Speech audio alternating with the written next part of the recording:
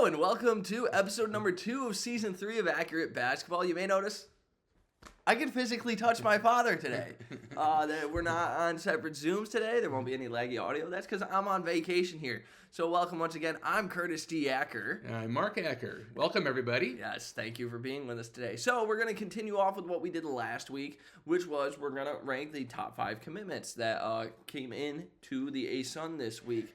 So we actually only had 5 this week to choose from, at least from what we were able to attain. And we're pretty sure it's 5. So these are our top 5 transfers incoming for the 25-26 season. Dad? Right, we'll start with number 5. Yes, why don't you start us off this week? Sounds good. All right, I'll do that. All right, so number 5 we picked was Donovan Donny Hunter coming into Bellarmine. That's the southern way to say it, apparently. We did a lot of tracking when it came to that today. Exactly, right, exactly. Anyways, yeah, so Donny Hunter, let's talk about him a little bit. 6'8" forward. He comes in for his junior season after spending 2 years at Kent State. He played a limited role at Kent State, averaging 1 steal for every 10 minutes of action. He does show a dynamic skill set, as evidenced by his 18 shots attempted in 10 games, 42 minutes played last season. I think transferring to Bellarmine is going to be really an opportunity for him to unlock his game. That's what I see as potential here.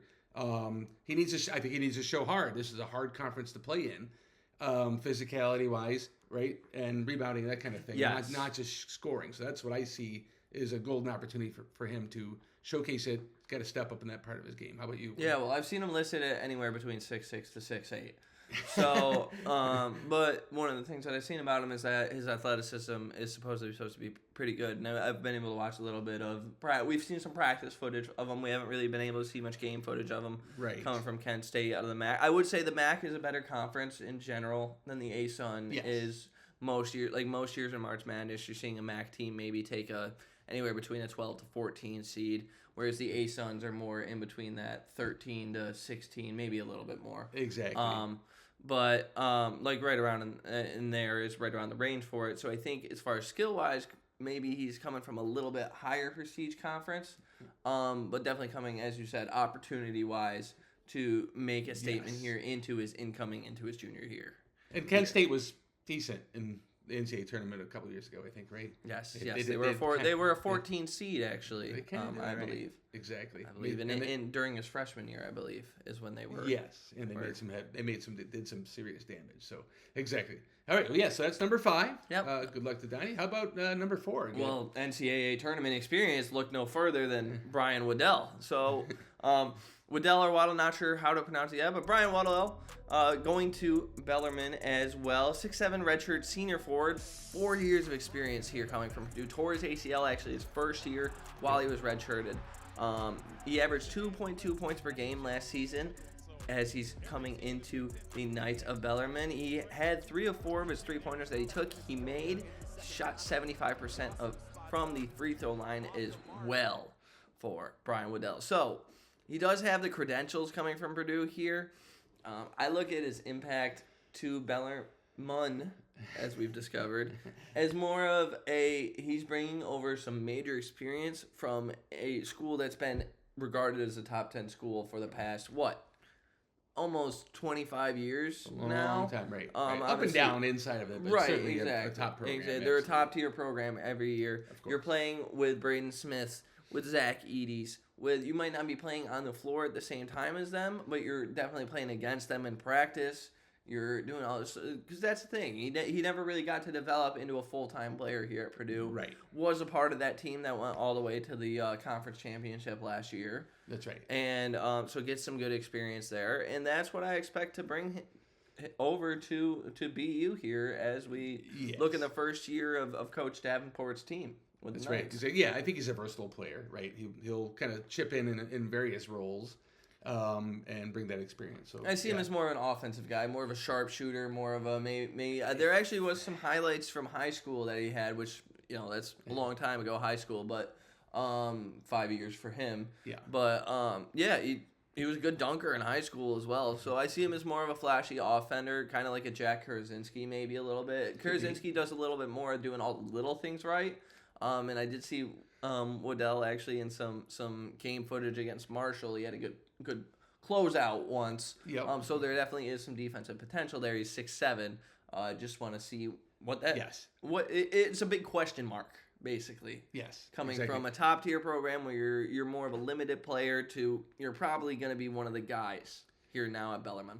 It could be. And again, I think we still need to see the full roster, see what it ends up as before we really know for sure where he fits into an overall role. That's kind of where I'm at. With right. For me, no, I'm more sold on it already. I think he's going to be a solid contributor this year in the ASUN, and that's why I think he's going to be, I'm already sold on him. Okay, let's see what happens, right? Bellarmine fans, let us know. Absolutely. Right, what do you think? Let us know down below. Like, comment, subscribe. Let us know what you think at all times, and your opinion's just as important as ours. So definitely let us know what you think. That's right. All right, number 3 for this week, Travis Torain for moving into Austin Peay. He comes in as a wing. Panola College, which is a NCAA junior college. Some scoring and defensive potential for Torain. He got 9.3 points per game last year and shooting 38% from deep.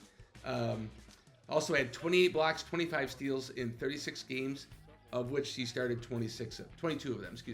22 out of 36 games started. 27 blocks, by the way. 27 blocks, pardon me. So here you have a player that's got a lot of variety, right? And I look at it as he's a Coach Gibson kind of player that can do a lot of different things. Right. Can he, of course he's got to translate to the D1 level, but that's what I see in his game that we watched of his footage from previous years and such. So.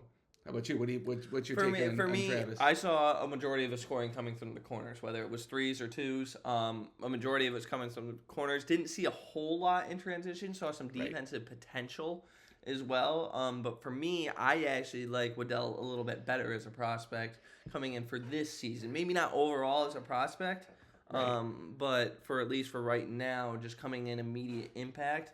I actually had Waddell voted a little higher than Torain here, and it was because of that. But the defensive potential and the scoring potential are there to the point where this guy could be a significant scorer in maybe even by halfway through this season.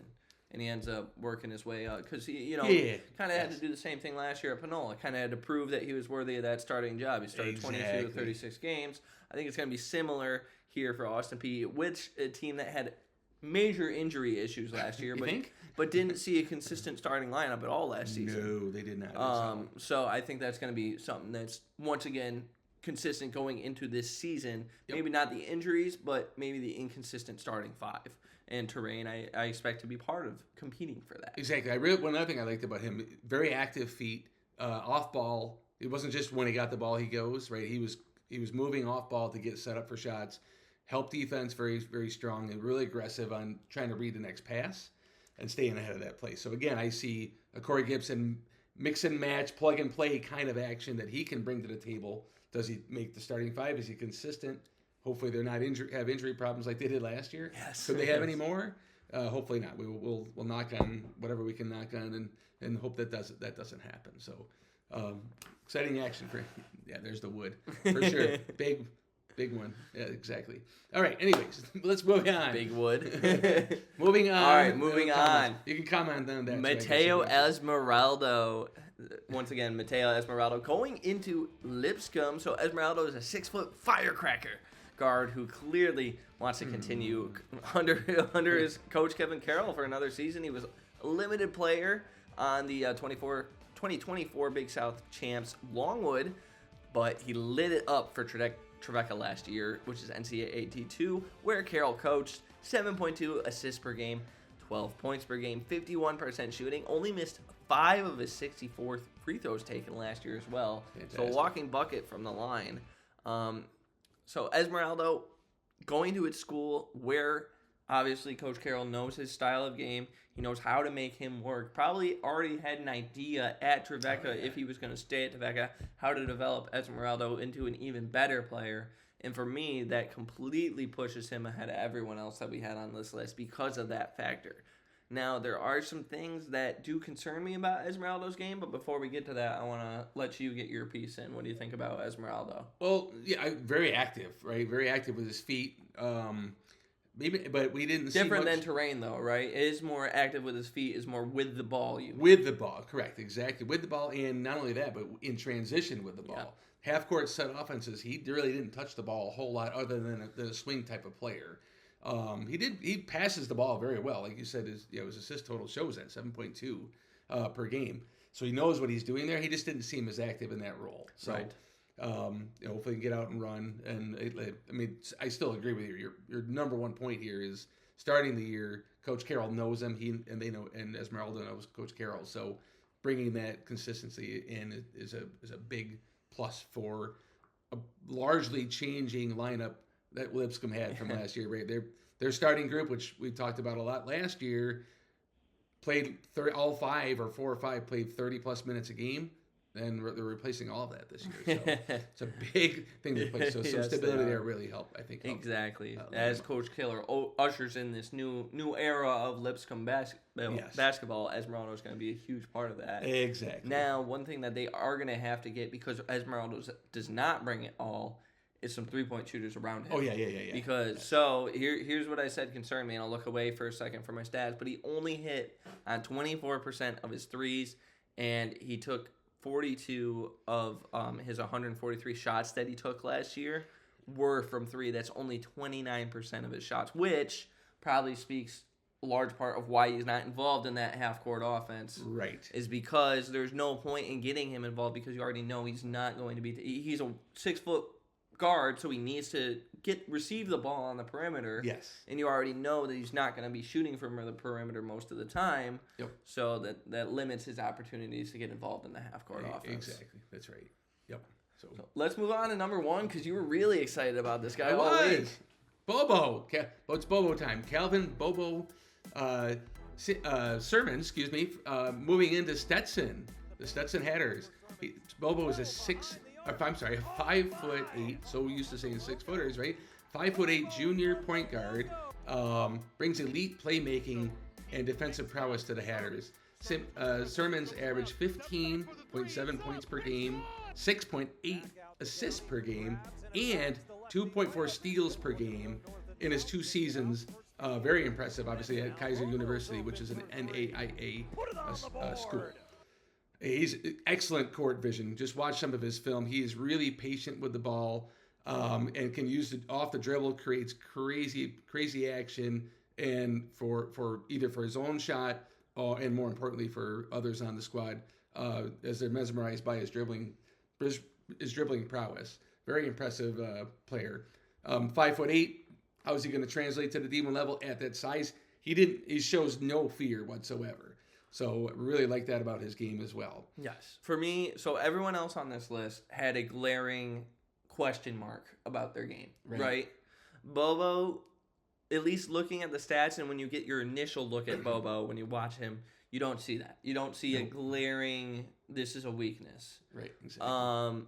But watching his game a little bit more, so I want to get that out of the way. He's going to be an immediate contributor for Stetson. He's going to do something, whether it's as a 6-man, a key contributor off the bench, maybe even as you had mentioned before we started filming, seems like he might be the only guy on this list that's a confirmed starter. Yeah.